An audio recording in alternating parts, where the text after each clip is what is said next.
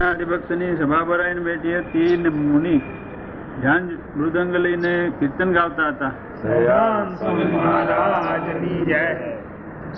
પછી શ્રીજી મહારાજે કહ્યું, જે કીર્તન રાખો, અમે વાત કરીએ છીએ. એમ કહીને શ્રીજી મહારાજ બોલ્યા, જેને આત્યંતિક કલ્યાણ પામવું હોય અને નારદ સંકાદિક જેવા સાધુ થવું હોય તેને એમ વિચાર કરવો કે આ દેહ છે તેને વિશે જીવ રહ્યો છે અને ઇન્દ્રિયો અંતઃકરણ છે તે જીવ સાથે વળગી રહ્યા છે, તૂટી રહ્યા અને ઇન્દ્રિયો અને અંતઃકરણ છે તે બહાર પણ પંચ વિષયમાં વળગી રહ્યા છે. આ પાછા ચોટેલા છે એ ક્યાંક બીજે ચોટેલા. આ રોગ લાંબો છે સિદ્ધરભાઈ, આ રોગ લાંબો છે. આ ચોટેલો છે ને એને કાંઈક બીજું ચોટેલું વળગી રહ્યા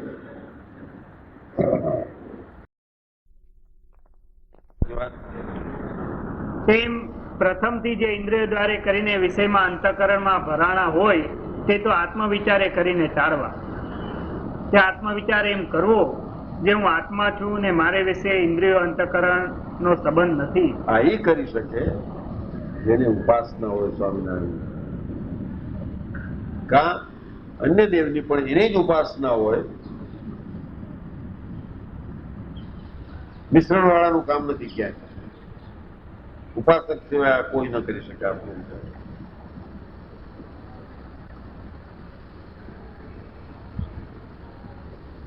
અરે હું આત્મા છું અને મારે વિશે ઇન્દ્રિયો અંતઃકરણનો સંબંધ નથી એમ દ્રઢ વિચાર કરીને અને તે ચૈતન્યને વિશે ભગવાનની મૂર્તિ ધારીને અને પોતાના આત્મસ્વરૂપ મૂર્તિ ધારો તમે એ ઉપાસના કરો. અમે રસ્તો બતાડો જ, પણ ઘણી મૂર્તિઓની વાત આવતી હોય બાબત કીર્તન જ મને નથી ગમતું. વડતાલમાં બિરાજ, અમદાવાદમાં આગળ બધા ભેગા થઈને કોઈ અજ્ઞાનીઓનો તો કઈ ખોટા છે.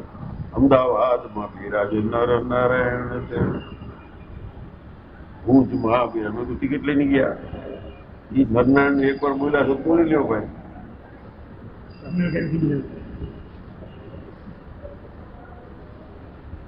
બધા ભોલેરામમાં ફલાણા મદન મોહન મહારાજ, હરિકૃષ્ણ મહારાજ મેં કીધું આ આગળ તું નથી ત્યારે આ બધા બોલતા હતા. છેલ્લે કીધું તો બધા બિરાજે કીધું, પણ આપણા હૃદયમાં સ્વામિનારાયણ બિરાજ્યા છે એવું કોઈ બોલ્યું નહીં. ભાષણ આપ્યું બધા બેઠા કોને ગમે ઓલા સાધુ હતા આપણા પાસે બેઠા રહેતા. એ કીધું તમે આવ્યા છે બોલશે. મફમમાં કીધું જે કહેવાનું. ગામ બધે બિરાજ્યા વડતાલમાં લક્ષ્મીનારાયણ, નરનારાયણ, સુદન મોહન, રાધારમણ બધા બિરાજ્યા. આપણા સૌના હૃદયમાં સ્વામિનારાયણ બિરાજ્યા છે.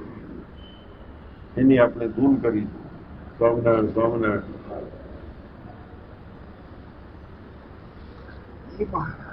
એટલા સમજે ઉઠાડી ન મૂકે, ઉઠાડી મૂકે.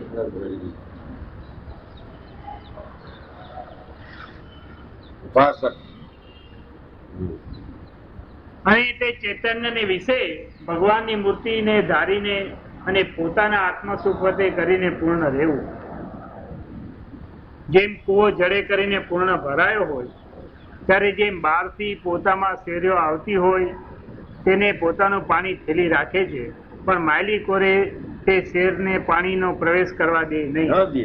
ભરેલો હોવો જોઈએ ને કૂવો. બહારનું પાણી ના આવે અંદર. અલંચ કૂવો. ગુણાતીતાનંદ સ્વામી કહ્યા સ્વામિનારાયણના શાસ્ત્રો તો અલંચ કુવા જેવા છે. 7-8 ફાઈટું છે.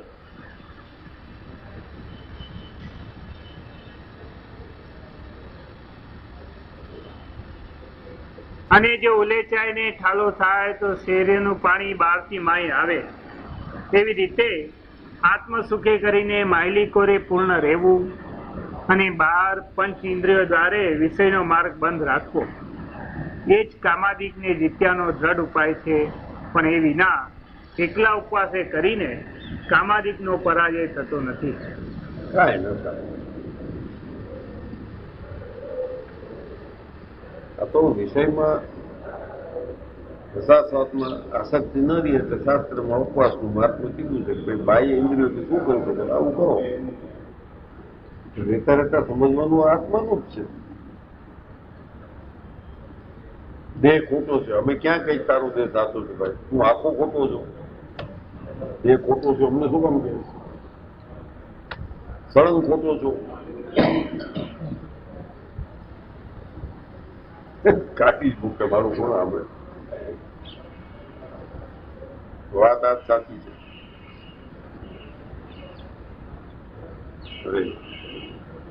માટે આ વિચાર દ્રઢ કરીને રાખજો. ઇતિ વચનામૃતમ. આવી રીતે ગરડા મધ્ય પ્રકરણનું બીજું વચનામૃત.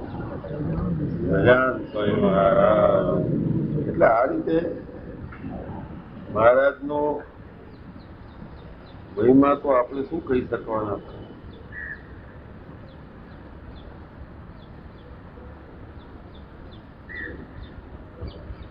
છતાં પ્રસિદ્ધગીરી સમમતા કજલમ સિંધુ પાત્રે સરોવરતા શાખા લેખીની પત્ર મુરવી. પૃથ્વી આખું પત્ર થઈ જાય અને ડાળ ડાળ કલમ થઈ જાય.